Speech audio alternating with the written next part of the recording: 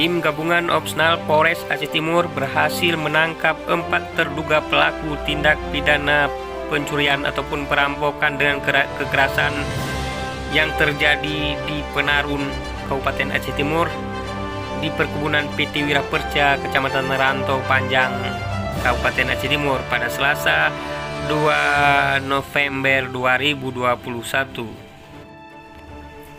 Dari keempat terduga pelaku tersebut, 3 diantaranya sudah ditetapkan sebagai tersangka, sedangkan satunya lagi masih didalami dan diperiksa secara maraton untuk diketahui sejauh mana keterlibatannya. Hal tersebut diinformasikan oleh Kabid Humas Polda Aceh, Kombes Polisi Winardi, dalam keterangan singkatnya pada Selasa 2 November 2021 di Mapolda Aceh.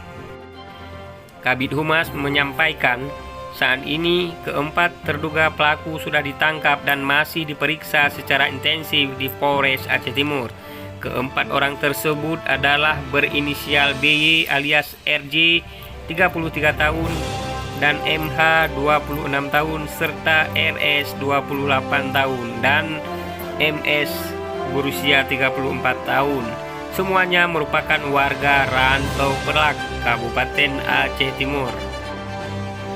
Kemungkinan tambahnya tersangka dalam kasus ini akan bertambah karena tim di lapangan masih terus melakukan pengembangan. Dalam penanganan tersebut, kata Winardi, tim Opsnal juga turut mengamankan satu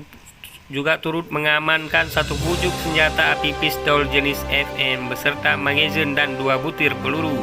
Kemudian 2 sepeda motor, tas berisi uang senilai 30 juta rupiah lebih dan 4 unit handphone serta 1 pirek kaca yang diduga bekas sabu-sabu.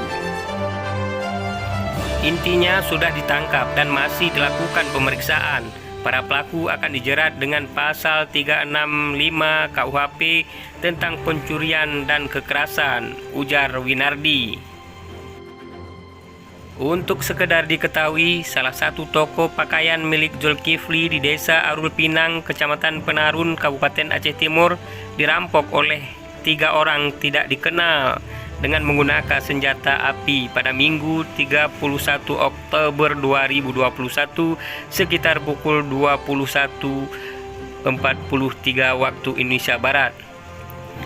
Setelah berhasil mendapatkan uang, ketiga pelaku tersebut meninggalkan TKP dengan menggunakan 1 unit sepeda motor jenis Honda Vario. Kerugian korban ditaksir mencapai 140 juta rupiah. Mendapatkan laporan tersebut, polisi langsung bergerak melakukan olah TKP, memeriksa saksi dan memburu pelaku yang sempat terekam CCTV tersebut.